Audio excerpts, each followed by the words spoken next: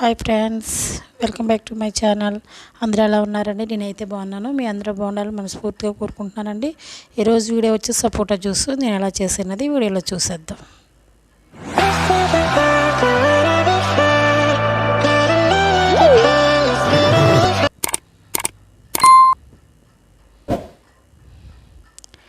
ఈ జ్యూస్ కోసం అయితే నా దగ్గర అయితే ఒక 6 సపోటాలు ఉన్నాయండి.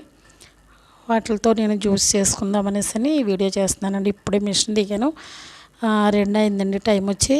సరే ఏమన్నా చల్లగా తాగుదాము అనేసి అనుకుంటే ఏమి లేవండి, మజ్జిగ గట్ట ఏం లేదు. సరే అనేసి చూస్తే సపోటాలు ఉన్నాయి. వాటితోటి ఈరోజు అయితే మీకు జ్యూస్ని ఎలా చేసినది వీడియోలో చూపిస్తున్నాను.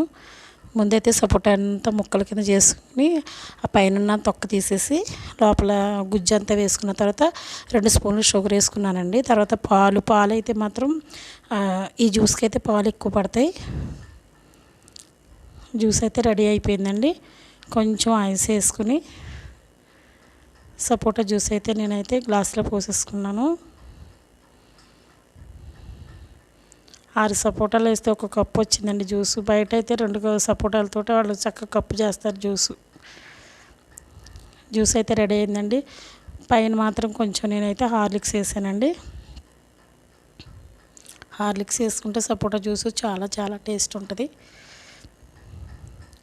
ఇప్పుడైతే టేస్ట్ ఎలా ఉన్నదన్నది చూద్దామండి. టేస్ట్ అయితే చాలా బాగుందండి. వీడియో కనుక మీకు నచ్చినట్లయితే లైక్ చేయండి, షేర్ చేయండి, సబ్స్క్రైబ్ చేసుకోండి. మీరు కూడా తప్పకుండా ఈ జ్యూస్